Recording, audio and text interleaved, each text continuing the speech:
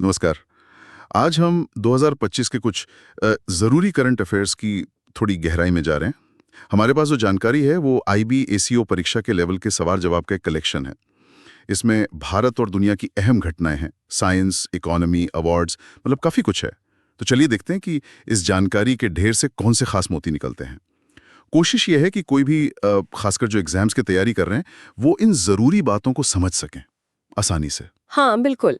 और आज हम सिर्फ ये नहीं देखेंगे कि क्या हुआ, बल्कि ये भी समझने की कोशिश करेंगे कि इन घटनाओं का मतलब क्या है, क्यों मायने रखती हैं ये अलग-अलग से दिखने वाली कड़ियाँ कैसे जुड़कर एक पूरी तस्वीर बनाती हैं। आज की चर्चा का मकसद यही है कि इन करंट अफेयर्स का जो सार है, उसे आसान शब्दों में सामने लाया जाए। ठीक है, तो शुरुआत भारत से जुड़े कुछ बड़े घटनाक्रमों से करते हैं। एक काफी बड़े नागरिक सुरक्षा अभ्यास, ऑपरेशन अभ्यास का जिक्र है। ये 7 मई 2025 को हुआ था और बताया गया है कि 244 जिलों में ड्रिल्स हुई। 244 जिले, ये आंकड़ा तो बहुत बड़ा लगता है। क्या ये सिर्फ एक रूटीन ड्रिल थी या कुछ खास बात थी इसमें? नहीं, इसका पैमाना ही इसे खास बनाता है। 244 जिलों को एक साथ शामिल करना ये दिखाता है कि ये सिर्फ कोई लोकल लेवल की तैयारी नहीं थी। ये तो राष्ट्रीय स्तर पर, मतलब पूरे देश के लेवल पर किसी आपदा या बड़ी इमरजेंसी से निपटने की क्षमता का टेस्ट था। आप सोचिए, इतने बड़े स्केल पर अलग-अलग एजेंसियां जैसे एनडीआरएफ है, पुलिस है, हेल्थ डिपार्टमेंट, एडमिनिस्ट्रेशन, इन सब के बीच कोऑर्डिनेशन बिठाना कितना मुश्किल रहा होगा। तो ये सिर्फ कागजी कार्यवाही नहीं, बल्कि असल में रिस्पॉन्ड करने की कैपेसिटी, रिसोर्सेज कितने हैं, कहाँ कमी है, इन सब को परखने की एक गंभीर कोशिश थी। ये दिखाता है कि नेशनल सिक्योरिटी और डिजास्टर मैनेजमेंट को कितनी गंभीरता से लिया जा रहा है अब। यही सिर्फ दिखावा नहीं था बल्कि तैयारियों का एक असल स्ट्रेस टेस्ट था। अच्छा, अब अर्थव्यवस्था की तरफ देखें तो एक एक दिलचस्प आंकड़ा है। 2024-25 में भारत ने रिकॉर्ड 174 एडवांस प्राइसिंग एग्रीमेंट्स माने एपीएज साइन किए। रिकॉर्ड, अब तक का सबसे ज्यादा। तो क्या ये सिर्फ एक नंबर बढ़ गया है या ये किसी बड़े ट्रेंड का संकेत है? देखिए, ये सिर्फ एक नंबर नहीं है, ये भारत के जो बिजनेस का माहौल है उसमें एक अहम बदलाव का इशारा है। एपीएज मतलब एडवांस प्राइसिंग अग्रीमेंट्स। इसका मतलब ये है कि जो मल्टीनेशनल कंपनियां हैं वो भारत सरकार के साथ पहले ही ये तय कर लेती हैं कि उनके इंटरनेशनल लेन देन पर टैक्स कैसे लगेगा। और ये 174 का रिकॉर्ड आंकड़ा ये दिखाता है कि सरकार और कंपनियां दोनों ही टैक्स को लेकर निश्चितता चाहते हैं, ट्रांसपेरेंसी चाहते हैं। इससे कंपनियों को लॉन्ग टर्म प्लानिंग में मदद मिलती है और टैक्स के झगड़ों में उलझने का डर भी कम होता है। आप इसको यूं समझ लीजिए जैसे कोई बड़ी डील करने से पहले ही सारे नियम कायदे एकदम साफ कर लिए जाएं, ताकि बाद में कोई कंफ्यूजन ना हो। ये भारत को एक स्थिर, एक प्रिडिक्टेबल टैक्स सिस्टम वाले देश की तरह दिखाता है और ये विदेशी निवेश लाने के लिए तो बहुत ही जरूरी है। हाँ बिल्कुल, मतलब लाल पीताशाही कम भरने और निवेशकों का भरोसा जीतने की एक कोशिश। और ये रिकॉर्ड संख्या बताती है कि शायद ये कोशिश कामयाब भी हो रही है। ठीक है, इसी से जुड़ा एक और पहलू है। अगस्त 2025 में भारत ने यूरेशियन इकोनॉमिक यूनियन मतलब ईएईयू के साथ फ्री ट्रेड एग्रीमेंट एफटीए पर बातचीत शुरू की। ईएयू, इसमें कौन से देश हैं और भारत के लिए इस बातचीत का क्या मतलब हो सकता है? क्या ये सिर्फ एक ऑल ट्रेड डील है? एयू में मुख्य रूप से रूस है, कजाकिस्तान, बेलारूस, आर्मेनिया और किर्गिस्तान है। और नहीं, ये सिर्फ एक और व्यापार समझौता नहीं है, ये भारत की जो विदेश व्यापार नीति है उसमें डाइवर्सिफाई करने की, मतलब विविधता लाने की एक सोची समझी रणनीति का हिस्सा लगता है। अभी तक भारत का फोकस ज्यादातर वेस्टर्न देशों और साउथ ईस्ट एशिया पर रहा है। ईएयू के साथ एफटीए की बातचीत शुरू करना दिखाता है कि भारत अब सेंट्रल एशिया और यूरेशियाई क्षेत्र के साथ अपने आर्थिक रिश्ते गहरे करना चाहता है।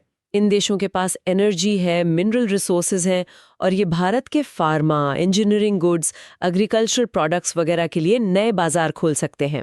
रूस के साथ तो पुराने रिश्ते हैं ही, लेकिन कजाकिस्तान जैसे देशों के साथ व्यापार बढ़ाने की काफी गुंजाइश है। और ये कदम जो ग्लोबल सप्लाई चेन में बदलाव आ रहे हैं और जियोपॉलिटिक्स बदल रही हैं, उसे देखते हुए भी महत्वपूर्ण है। अच्छा, यानी एक तरह से पश्चिम पर निर्भरता कम करना और नए स्ट्रेटेजिक बाजार तलाशना। काफी दिलचस्प। अब जरा अंतर्राष्ट्रीय मंच पर नजर डालते हैं। एक बड़ी खबर चीन से आ रही है। चीन ने 2025 में चंद्रमा पर पहला ग्रीन एनर्जी सोलर प्लांट लगाने का ऐलान किया है। ये सुनने में तो किसी साइंस फिक्शन फिल्म जैसा लग रहा है।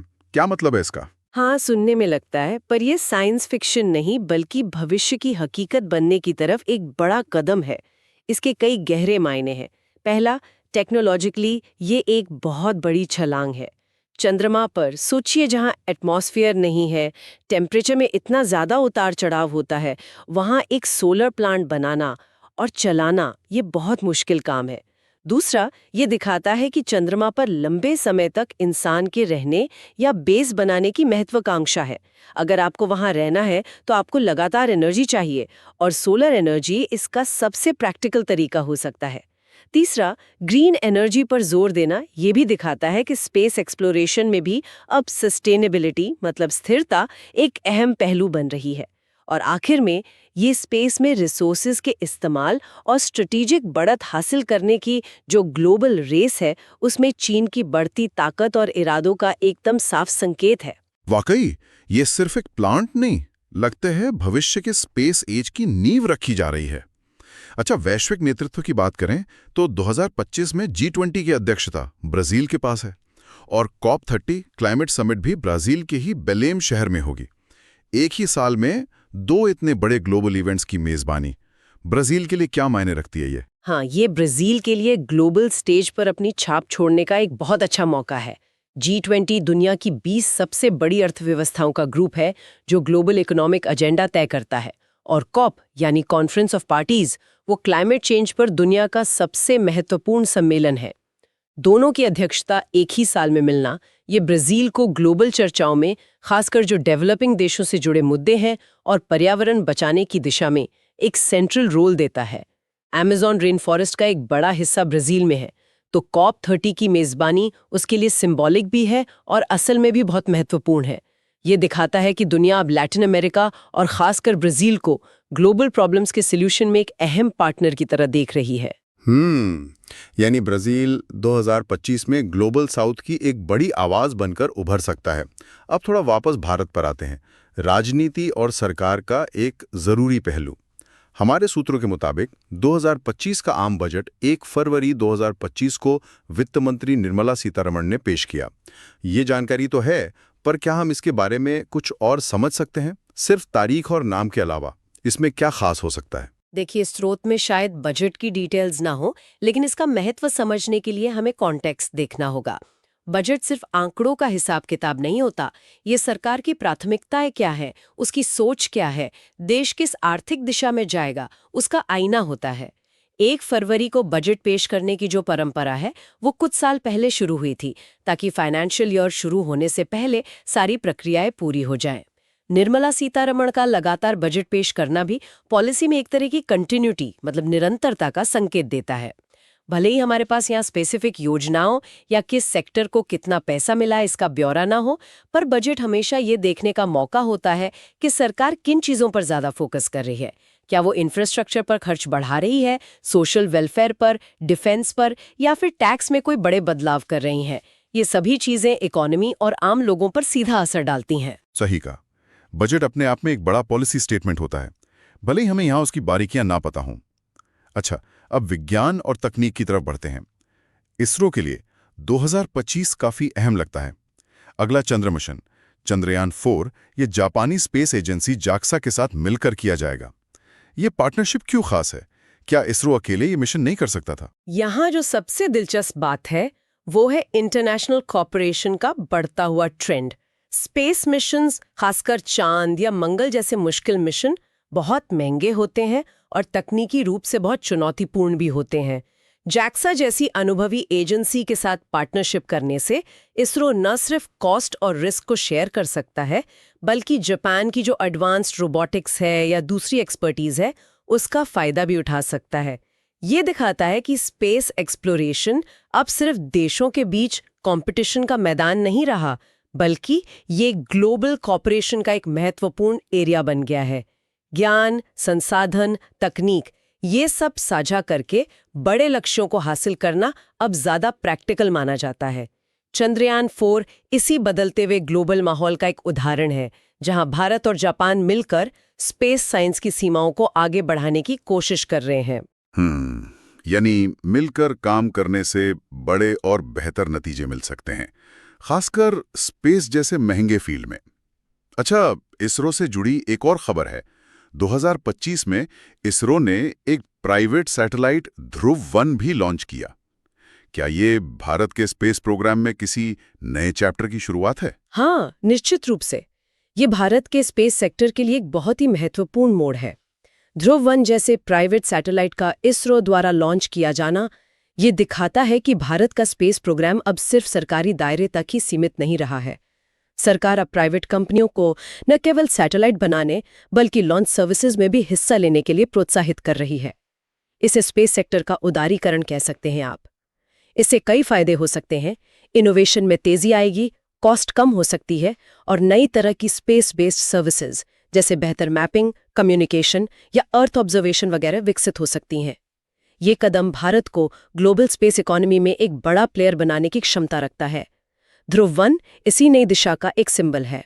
तो मतलब भविष्य में हमें और ज्यादा प्राइवेट भारतीय रॉकेट्स और सैटेलाइट देखने को मिल सकते हैं। दिलचस्प। चलिए अर्थव्यवस्था के कुछ और इंडिकेटर्स पर आते हैं। IMF यानी अंतर्राष्ट्रीय मुद्रा कोष, इसने 2025 में भारत की अनुमानित GDP ग्रोथ 6.5% बताई है। क्या ये अच्छी खबर है या इसे ग्लोबल कॉन्टेक्स्ट में कैसे देखा जाना चाहिए? 6.5% की अनुमानित ग्रोथ रेट, खासकर जो अभी दुनिया का इकोनॉमिक माहौल है, उसमें निश्चित रूप से एक मजबूत परफॉर्मेंस मानी जाएगी। कई डेवलप्ड इकोनॉमीज इस दौरान काफी धीमी गति से बढ़ रही हैं या फिर मंदी का सामना कर रही हैं। ऐसे में IMF का ये अनुमान भारत को दुनिया की सबसे तेजी से बढ़ती हुई बड़ी अर्थव्यवस्थाओं में से एक के रूप में दिखाता है। ये न केवल एक पॉजिटिव साइन है, बल्कि ये इन्वेस्टर्स और इंटरनेशनल कम्युनिटी को भारतीय अर्थव्यवस्था की क्षमता और स्थिरता में विश्वास भी दिलाता है। हालांकि ये सिर्फ एक अनुमान है और असल ग्रोथ तो कई घरेलू और ग्लोबल फैक्टर्स पर निर्भर करेगी, लेकिन ये आंकड़ा अपने आप में महत्वपूर्ण है। अच्छा, यानी दुनिया की बड़ी अर्थव्यवस्थाओं के मुकाबले भारत की रफ्तार अच्छी रहने का अनुमान है। और व्यापार की बात करें तो 2025 में भारत का सबसे बड़ा ट्रेड पार्टनर USA रहा। क्या ये पिछले कुछ सालों से जो ट्रेंड चल रहा है उसी को जारी रखता है? हाँ, ये पिछले कुछ सालों के ट्रेंड को और मजबूत करता है। अमेरिका और चीन अक्सर भारत के सबसे बड़े व्यापारिक भागीदार के रूप में आगे पीछे होते रहते हैं। 2025 में अमेरिका का टॉप पर होना दिखाता है कि दोनों देशों के बीच आर्थिक रिश्ते लगातार गहरे हो रहे हैं। इसमें सिर्फ सामान का व्यापार ही नहीं, बल्कि सर्विसेज का ट्रेड जैसे IT सर्विसेज वो भी एक बड़ा हिस्सा है। ये बढ़ते व्यापारिक संबंध सिर्फ आर्थिक नहीं है, बल्कि ये दोनों देशों के बीच बढ़ते स्ट्रेटेजिक तालमेल का भी एक प्रतिबिंब है। ये दिखाता है कि भारत अपनी व्यापारिक निर्भरता को बैलेंस करने की कोशिश कर रहा है और अमेरिका के साथ उसके संबंध कितने अहम हो गए हैं। तो ये इकोनॉमिक और स्ट्रेटेजिक दोनों लेवल पर भारत अमेरिका संबंधों की मजबूती दिखाता है। अब थोड़ा खेल जगत का रुख करते हैं। क्रिकेट प्रेमियों के लिए एक बड़ी खबर, ICC चैंपियंस ट्रॉफी 2025 पाकिस्तान में आयोजित होगी। ये क्या महत्वपूर्ण है? ये पाकिस्तान क्रिकेट के लिए एक बहुत बड़ा और बहुत महत्वपूर्ण आयोजन है। पिछले कई सालों से आप जानते हैं, सुरक्षा चिंताओं की वजह से बड़ी इंटरनेशनल टीमें और टूर्नामेंट पाकिस्तान में नहीं हो पा रहे थे।